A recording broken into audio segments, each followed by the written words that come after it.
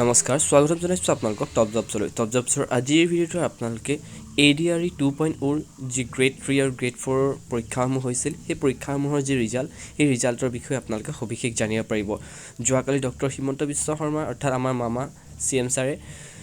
এই বিষয়ত এক বৃহৎ ঘোষণা লৈ আহিছে যিহেতু যে কেতিয়া ৰিজাল্টসমূহ সঠিকভাৱে ৰিজাল্টসমূহ আপোনাৰ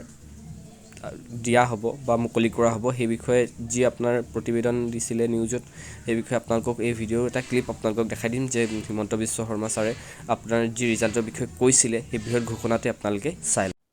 বহুতৰ মনত প্ৰশ্ন ADRE ৰিজাল্ট কেতিয়া দিব মই আপোনালোকক প্ৰতিশ্ৰুতি দিয়া অনুসৰি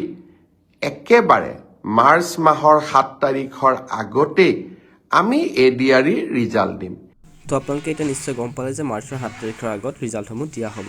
যিসকলে প্ৰথমবাৰ মোৰ চেনেলটো ভিজিট কৰিছে প্লিজ চেনেলটো ছাবস্ক্ৰাইব কৰি কাষত থকা বেল আইকনটো প্ৰেছ কৰি অল কৰি দিব আৰু ভিডিঅ'টো লাইক কৰি দিব ধন্যবাদ